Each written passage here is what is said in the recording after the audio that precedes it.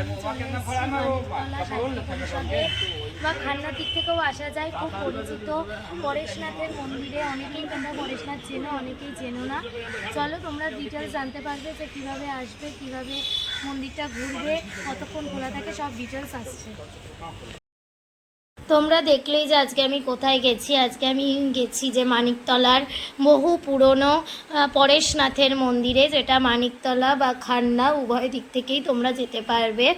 যদি মানিকতলার দিক থেকে যাও তাহলে তোমরা নামবে হচ্ছে সাহিত্য পরিষদ, যে কোনো বাসে সাহিত্য পরিষদ নেমে তোমরা ভেতরের দিকে মানে ঠিক ওই গলি দিয়ে ঢুকেই তোমরা যেতে পারবে।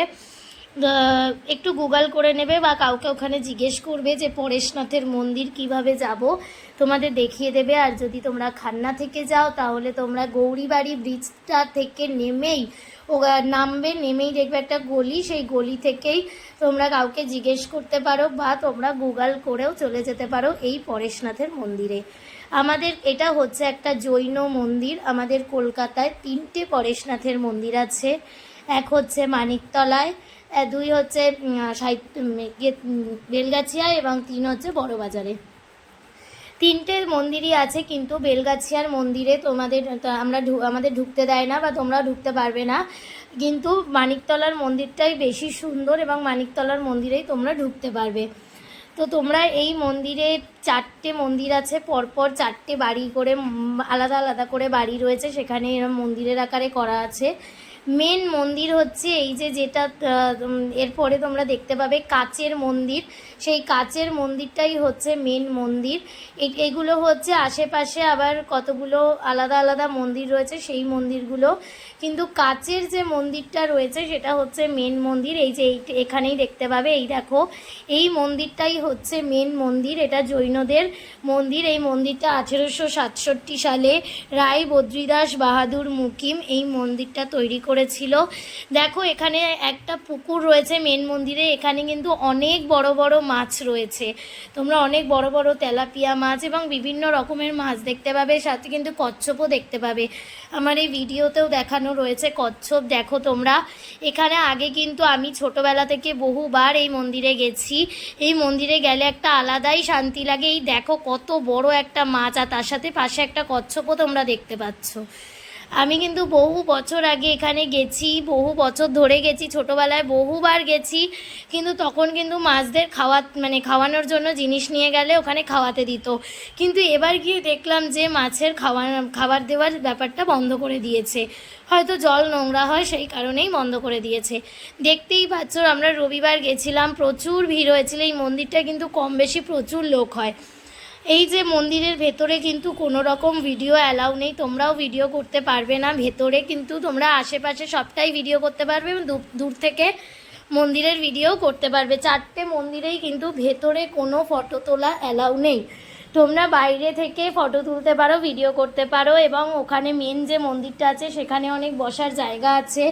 তোমরা সেখানে বসে, যদি অনেকে মিলে যাও, বসে নানান গল্পগুজবও করতে পারো এবং একটা সময় কাটাতে পারো। এটা কিন্তু সকালে খোলা থাকে 6:30 থেকে 11:30, বিকেলে 3:30 থেকে 7:30। তোমরা একটা বিকেলে গিয়ে একটা সুন্দর টাইম এখানে কাটাতে পারো। বাচ্চা থেকে বড় সবারই খুবই ভালো লাগবে, বেশি সুন্দর লাগবে মেন মন্দিরটা। এবং সেই মন্দিরের ভেতরে যা কিছু অনেক স্ট্যাচু আছে, পুকুর আছে, বসার জায়গা আছে, বাগান টাইপের আছে, সুন্দর সুন্দর ফুলের গাছ রয়েছে, তোমাদের খুবই ভালো লাগবে। তারপরেও রয়েছে, এই দেখো কচ্ছপ, কী সুন্দর কচ্ছপ যাচ্ছে, অনেকগুলোই কচ্ছপ ছিল। তারপরে যিনি প্রতিষ্ঠা করেছেন তার দাদার বাড়িটাও বেশ মন্দির আকারেই এখন করেছে। সেখানেও কিন্তু একটা পুকুর আছে, সেই পুকুরেও বড় বড় মাছ রয়েছে। এই দেখো, এখান দিয়ে এই রাস্তা দিয়ে গিয়েই আর মন্দিরগুলোতে যেতে হয়। প্রত্যেকটা মন্দির কিন্তু আলাদা আলাদা রাস্তা দিয়ে যেতে হয়। আগে মন্দিরগুলো একসাথেই ছিল, পরে এখন ডিভাইড করে দিয়েছে আলাদা আলাদা। এই দেখো, এটাও একটা মন্দির, 4টে মন্দির ওখানে একসাথে দেখতে পারবে। এটা কিন্তু কার্তিক মাসের পূর্ণিমায় বেলগাছিয়া এবং মানিকতলার পরেশনাথ কিন্তু বেরোয়। ওরা একটা শোভাযাত্রা করে বড়বাজারের ওই পরেশনাথ মন্দিরে এনারা থাকে এবং এক সপ্তাহ বাদে আবার যার যার মন্দিরে ফিরে আসে। তোমরা অবশ্যই যাও। অনেকেই এই মন্দিরের কথাটা জানো না, অনেকেই মানে অনেকটা ভেতরের দিকে রয়েছে মানিকতলায়। তো তোমরা অনেকেই জানো না এই মন্দিরের কথা, আবার অনেকে জানো। তো তোমাদের জন্যই, যাতে তোমরা এই মন্দিরটা যাও, একটা ভালো সময় কাটাতে পারো, তোমাদের সবারই ভালো লাগবে। এবং বাইরে অনেক খাবারের দোকান আছে, পাপড়ি চাট, ফুচকা, তারপরে আরও ছোটোখাটো দোকান আছে, সেগুলো থেকেও তোমরা খাবার খেতে পারবে বাইরে বসে। ভেতরে খাবার নিয়ে ঢোকা অ্যালাউ নেই, বাইরে বসে তোমরা খেতে পারবে, আর ভেতরে এমনি গল্পগুজব করতে পারবে। তাছাড়াও ভেতরেও একটা ছোটোখাটো দোকান আছে, যেখান থেকে তোমরা টুকটাক শপিং করতে পারবে, বিভিন্ন মূর্তি, চাবির রিং, ধূপ ধুনো এইসবও তোমরা কিনতে পারবে।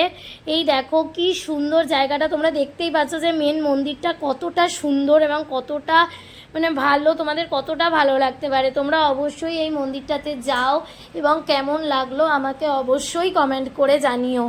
আমার কিন্তু খুব ভালো লেগেছে, আর আজকে থেকে না, আমি কিন্তু সেই ছোটোবেলা থেকে এই মন্দিরটাতে যাই, তাই আজকে মনে হলো যে তোমাদেরকেও দেখাই এবং তোমাদেরও এই মন্দিরের সাথে পরিচিত করাই, তাই জন্য তোমাদেরকে দেখালাম। দেখতেই পাচ্ছি এটা কিন্তু, এই মন্দিরটা কিন্তু পুরো কাচের তৈরি, পুরোটাই কাচের তৈরি, ভেতরটাও পুরোটা কাচের, ভেতরটা তো তোমাদের দেখাতে পারিনি, ভেতরটাও পুরোটা কাচের এবং বাইরেটাও পুরোটা কাচের। তো তোমরা আরও আরও এরকম টাইপের ভিডিও পেতে, এরকম মন্দির, এরকম বিভিন্ন খাবারের জিনিস, বিভিন্ন রকমের ভিডিও পেতে, অনেক অজানা অজানা ভিডিও পেতে তুমি আমার চ্যানেলটা অবশ্যই সাবস্ক্রাইব করো, অনেক বেশি বেশি করে শেয়ার করো, সবার কাছে পৌঁছে দাও, যাতে সবাই এই ভিডিওটা মানে দেখতে পারে এবং সবাই যেন এই জায়গাগুলোতে পৌঁছাতে পারে। তো এবং কমেন্ট করো যে কার কেমন লাগলো। আমিও গেছিলাম, দেখো